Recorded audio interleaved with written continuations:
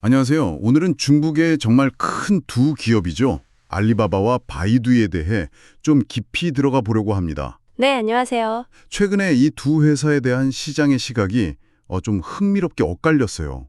알리바바는 좀 긍정적인 전망이 나왔는데 바이두는 상대적으로 좀 신중한 평가를 받았거든요. 맞아요. 그랬죠. 근데 진짜 재밌는 건 주식시장 반응은 완전 반대였다는 겁니다. 그 평가가 나오고 나서 알리바바 주가는 뭐 그냥 잠시 주춤하는 듯 했는데 오히려 바이두 주가가 꽤 큰 폭으로 떨어졌어요. 네, 5%나 하락했죠. 그러니까요. 왜 이렇게 상반된 평가가 나오고 또 시장은 왜 다르게 반응했을까요? 여러 가지 복합적인 요인이 있겠죠. 오늘 바로 이 흥미로운 상황, 그 배경을 좀 파헤쳐 보면서요. 두 기업의 현재 위치, 또 미래, 특히 그 인공지능, AI 시대에서의 경쟁력을 좀 집중적으로 살펴보려고 합니다. 네, 좋습니다. AI 이야기가 요즘 정말 뜨겁죠. 뭐가 투자의 관점에서 중요하게 여겨지는지, 또 각 기업이 가진 기회는 뭐고, 또 넘어야 할 과제는 뭔지, 이런 것들을 함께 이야기 나눠보시죠. 자, 어디 한번 시작해볼까요? 네. 먼저 바이두 이야기부터 좀 해볼까요? 바이두 주가가 올해 들어서 AI 기대감 때문에 정말 뜨거웠잖아요. 네, 엄청났죠. 지난 몇 년간은 주가가 한 $100 언저리에서 꽤 오랫동안 좀 지지부진했었는데 최근 한 달 사이에만 거의 50% 가까이 급등했어요. 같은 기간 알리바바 오른 것보다 훨씬 더 많이 올랐더라고요. 맞습니다. 단기적으로 보면 바이두가 훨씬 매력적으로 보일 수 있죠. 말씀하신 대로 AI, 특히 생성형 AI에 대한 기대감이 주가를 아주 강력하게 밀어올린 결과예요. 네, 근데 이제 중요한 질문은 이거죠. 이 상승세가 과연 계속 갈 수 있을까? 지속 가능할까? 바로 이 지점에서 바이두가 가진 어떤 구조적인 고민거리랄까 그런 게 드러나기 시작하는 겁니다. 구조적인 고민거리요? 네. 바이두의 핵심 사업은 원래 검색, 그리고 그걸 기반으로 한 광고였잖아요. 그렇죠. 검색하면 바이두였죠? 근데 중국의 인터넷 환경이라는 게 우리가 보통 생각하는 구글 중심의 그런 개방된 웹하고는 상당히 달라요. 좀 다르군요. 네. 위챗 같은 아주 거대한 플랫폼, 소위 말하는 슈퍼랩들이 있잖아요. 얘네들이 각자 자기만의 생태계를 딱 구축하고 그 안에서 정보 검색부터 쇼핑, 결제까지 모든 걸 해결하는 뭐랄까 닫힌 정원 모델에 가깝습니다. 닫힌 정원이요? 워드 가든. 네.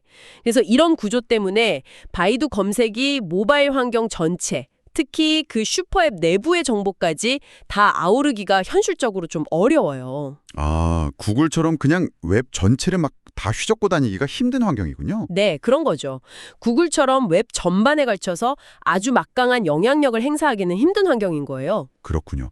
그러니까 구글이 인터넷이라는 넓은 바다를 항해한다면 바이두는 약간 여러 개의 큰 섬, 그러니까 슈퍼앱들 사이를 오가면서 정보를 모아야 하는 그런 상황이랑 비슷하겠네요. 정확한 비유신데요. 사용자를 자기 플랫폼으로 끌어들이기도 어렵고 또 어렵게 데려와도 금방 다시 그 섬으로 휙 돌아가 버릴 수도 있다는 거고. 맞습니다.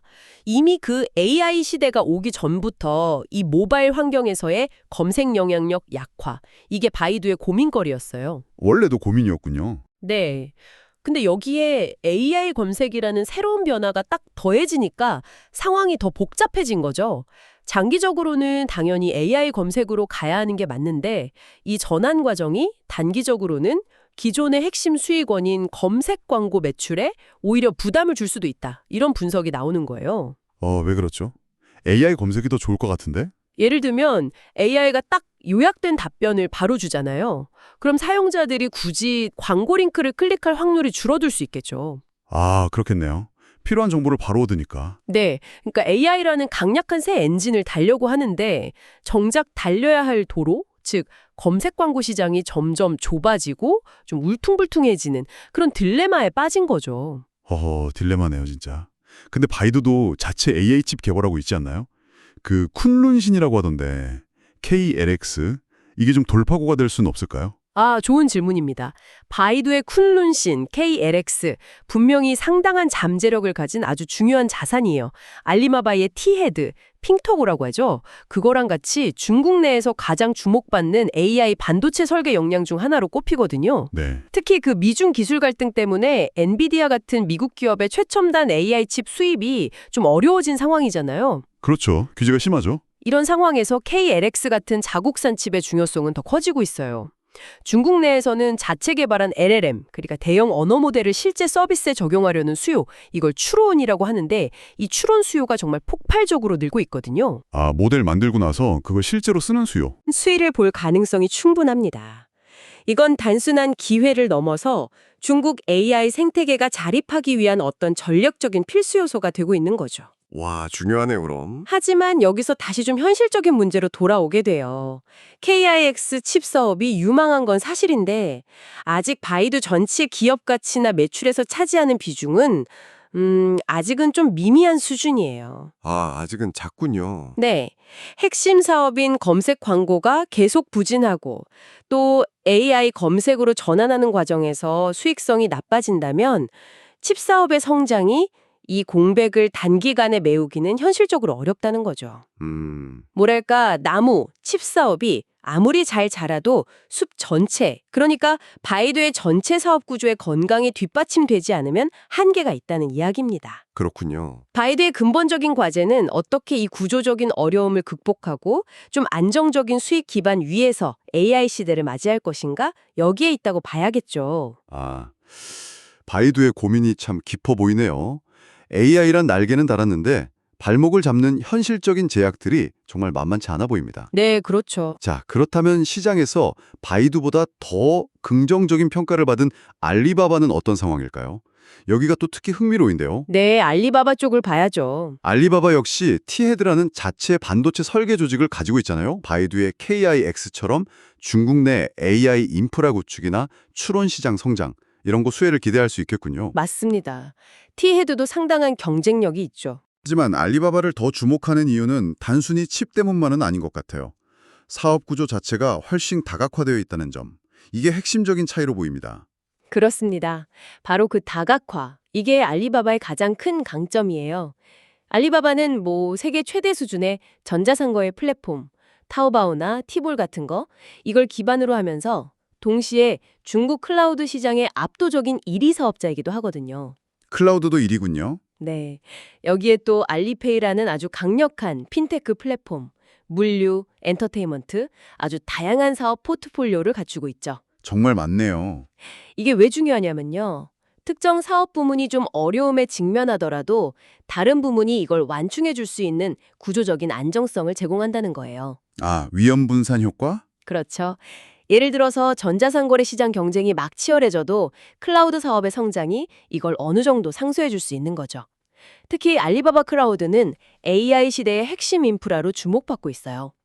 기업들이 AI 모델 개발하고 운영하려면 막대한 컴퓨팅 자원이 필요한데 알리바바 클라우드가 이 수요를 흡수하면서 강력한 성장 동력을 확보할 수 있는 겁니다. 그렇군요. 이런 점들을 종합적으로 고려했을 때 위험 대비 기대 수익률 관점에서 보면 알리바바가 바이두보다 더 안정적인 선택지가 될 수 있다. 이런 평가가 나오는 거죠. 근데 AI 검색 쪽은 어떨까요?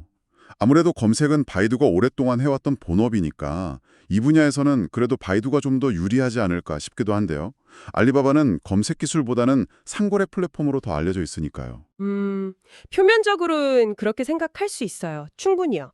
하지만 실제 AI 검색 기술을 활용하고 이걸 수익으로 연결하는 방식을 보면 알리바바가 구조적으로 더 유리한 위치에 있을 수도 있습니다. 아, 그래요? 어떤 점에서요?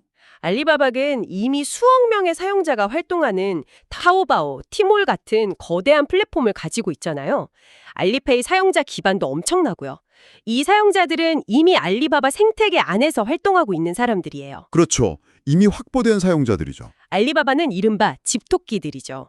이 사용자들을 대상으로 AI 검색 기능을 아주 자연스럽게 녹여낼 수가 있어요. 아, 예를 들면 타오바오에서 사용자가 상품 검색할 때 AI를 활용해서 훨씬 더 정교하고 개인화된 검색 결과를 보여준다거나 아니면 사용자의 구매 이력이나 취향을 분석해서 AI가 알아서 이거 좋아하실 것 같은데요? 하고 상품을 추천해주는 거죠. 훨씬 편리해지겠네요, 쇼핑이. 네, 사용자를 외부에서 힘들게 끌어올 필요 없이 기존 서비스 경험을 향상시키는데 AI를 활용하면서 자연스럽게 기술의 가치를 높이고 또 수익 증대로 연결할 수 있는 그런 선순환 구조를 만들기가 더 용이하다는 겁니다. 아, 자기 생태계 안에서 바로 적용이 가능하니까. 그렇죠. 반면에 가이드는 아까 말씀드린 그 닫힌 정원 문제 때문에 외부에서 사용자를 끌어오는 것부터가 좀 쉽지 않아요. 네.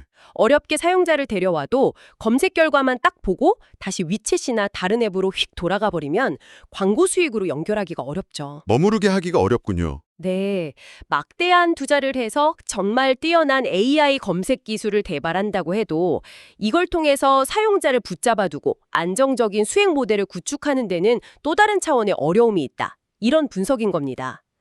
기존 검색 광고 모델은 흔들리는데 AI 전환 비용까지 감당해야 하니 이건 뭐 이중고를 겪는 셈이죠. 와, 들어보니까 그림이 좀 명확해지네요. 바이두는 AI라는 강력한 무기는 손에 쥐었는데 그 무기를 휘두를 수 있는 전장, 그러니까 플랫폼 환경 자체가 좀 불리하고 또 핵심 수익 기반인 광고가 흔들리는 위험을 안고 있는 상황이고요. 네, 그런 면이 있죠. 반면에 알리바바는 전자상거래, 클라우드, 핀테크, 반도체까지 여러 개의 강력한 엔진을 갖춘 뭐랄까 항공모함 같아요. AI라는 새로운 기술을 다양한 영역에 접목하면서 보다 안정적으로 항해할 가능성이 높아 보인다. 이런 이야기군요. 네, 핵심을 잘 짚어주셨습니다.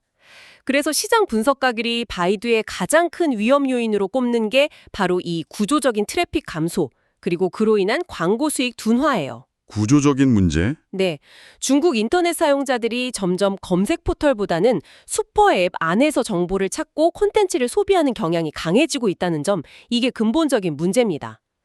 AI 검색으로 전환하는 게 장기적으로는 피할 수 없는 방향이지만 이 과정에서 기존 광고 클릭률이나 광고 단가가 하락하면서 단기적으로는 오히려 수익성 악화를 심화시킬 수 있다는 딜레마가 있는 거죠. 참 어렵네요. 알리바바는 상대적으로 훨씬 유리한 위치에 있는 셈이고요. 이미 확보된 안정적인 수익 기반 위에서 AI라는 기회를 다양한 사업 부문에 걸쳐서 활용할 수 있으니까요. 네. 전자상거래에서는 AI로 구매 전환율 높이고 고객 만족도 개선할 수 있고, 클라우드 사업에서는 AI 개발하고 운영하는 데 필요한 인프라 제공하면서 시장 성장의 과실을 직접적으로 누릴 수 있고요. 여기에 T-헤드를 통해서 자체 AI 반도체 경쟁력까지 강화하고 있죠. 다방면으로 활용이 가능하군요. 그렇죠. 글로벌 시장에서는 엔비디아가 AI 칩 시장을 꽉 잡고 있지만 중국이라는 좀 특수한 시장 환경, 그리고 미국의 수출 통제라는 변수 속에서는 알리바바처럼 이렇게 다각화된 접근 방식이 오히려 변동성에 더 잘 대응하고 내부 시장의 기회를 효과적으로 잡는 데 유리할 수 있다. 이런 평가도 가능합니다. 이런 분석들이 목표 주가에도 좀 반영이 된 것 같군요. 알리바바에 대해서는 현재 주가보다 꽤 높은 수준의 목표치가 제시되는 경우가 좀 있는 반면에 바이두는 최근 주가 급등을 반영해서 그런지 목표치가 현재 수준이랑 크게 다르지 않거나 좀 다소 보수적으로 설정되는 모습도 보여요. 맞습니다. 목표 주가 자체가 현재 시장 참여자들이 해당 기업의 미래 가치를 어떻게 보고 있는지를 보여주는 하나의 지표니까요. 네. 알리바바에 대한 상대적으로 높은 목표 주가는 그만큼 성장 잠재력에 대한 기대가 크다는 걸 의미하겠죠. 전자상거래의 안정적인 기반 위에 클라우드와 AI라는 새로운 성장 날개를 달았다. 이 점을 긍정적으로 보는 시각이 많은 거고요. 반면 바이두의 경우는 AI에 대한 기대감은 인정하지만 그 기대가 현실적인 수익으로 연결되기까지 넘어야 할 과제들이 많다는 점, 이걸 고려해서 좀 더 신중한 접근이 필요하다. 이런 시각이 반영된 걸로 해석할 수 있겠습니다. 물론 목표 주가는 뭐 언제든 시장 상황이나 기업 실적 변화에 따라서 유동적으로 변할 수 있는 거고요. 자, 오늘 나눈 이야기들을 좀 종합해보면 우리가 어떤 점을 중요하게 생각해야 할까요? 단순히 주가가 막 급등하는 현상만 쫓아가기보다는 그 이면에 있는 기업의 근본적인 체력이라고 할까요? 사업 구조의 안정성이나 장기적인 성장 동력, 그리고 이 변화하는 기술 환경에 대한 적응력, 이런 걸 꼼꼼히 따져보는 게 중요하다는, 어떻게 보면 당연하지만 정말 중요한 교훈을 다시 한번 확인하게 되는 것 같습니다. 네, 맞습니다. 특히 AI처럼 변화 속도가 엄청 빠르고 막대한 투자가 계속 필요한 분야에서는 더욱 그렇겠죠. 맞습니다. 투자 전략적인 측면에서도 생각해 볼 지점이 많아요. 예를 들면 바이두의 최근 주가 급등은 단기적인 시장의 관심, 또 AI 테마에 편승한 결과로 보고 만약에 보유하고 있다면 차익 실현을 고려하거나 신규 진입에는 좀 신중을 기해야 한다. 이런 관점이 있을 수 있고요. 네. 반대로 장기적인 관점에서 안정적인 성장 포트폴리오를 구축하고 싶다면 구조적으로 더 안정적이고 사업 다각화가 잘 되어 있는 알리바바를 고려하는 게 더 합리적일 수 있다. 이런 제안이 나오는 배경인 거죠. 알리바바가 전자상거래, 클라우드, 자체 반도체 설계 역량까지 갖추고 있어서 AI 시대의 수혜를 여러 방면에서 동시에 누릴 수 있다는 점, 그리고 이를 통해 위험을 분산할 수 있다는 점, 이게 매력적인 요소로 꼽히는 겁니다. 그렇군요. 안정성과 성장성을 같이 보는 거네요. 네, 여기서 한 걸음 더 나아가서 생각해 볼 만한 질문이 하나 있어요. 오, 어떤 거죠? 오늘 이야기 나눈 것처럼 중국의 인터넷 환경은 위챗 같은 거대 플랫폼들이 정보를 장악하고 유통하는 서구권과는 상당히 다른 그런 폐쇄적인 슈퍼앱 생태계를 가지고 있잖아요. 네, 독특하죠. 이러한 독특한 구조가 앞으로 글로벌 AI 기술 경쟁 구도에는 어떤 영향을 미치게 될까요? 예를 들어서 데이터 확보 방식이나 AI 서비스의 확산 속도, 형태 이런 것에서 서구권과는 다른 길을 걷게 될 가능성이 크거든요. 이게 장기적으로 중국 AI 산업의 경쟁력에 긍정적일지 아니면 오히려 좀 제약 요인이 될지 이건 계속 지켜봐야 할 아주 흥미로운 관전 포인트라고 생각합니다. 그렇네요. 폐쇄성이 양날의 검이 될 수도 있겠군요. 그쵸. 또 바이두의 KLX나 알리바바의 T헤드처럼 중국 정부의 강력한 지원 아래 자국산 AI 칩을 막 육성하려는 움직임이 더욱 가속화된다면 이게 장기적으로 엔비디아 등이 주도하고 있는 글로벌 반도체 공급망에는 또 어떤 변화를 가져올까요? 이것도 큰 문제네요. 네, 미중 기술 패권 경쟁과 맞물려서 이건 단순히 기술적인 문제를 넘어서서 지정학적으로도 매우 복잡하고 중요한 변수가 될 수 있습니다. 여러분은 이 거대 기업들의 미래 그리고 중국의 이 독특한 기술 생태계가 앞으로 어떻게 전개될 것이라고 생각하시나요? 한 번쯤 깊이 고민해 볼 만한 질문인 것 같습니다. 네, 정말 흥미로운 질문을 던져주셨네요. 오늘 알리바바와 바이두 분석을 통해 중국 기술 기업들의 현재와 미래, 특히 AI 시대의 경쟁 구도를 깊이 있게 들여다볼 수 있었습니다. 오늘 말씀 감사합니다. 네, 감사합니다.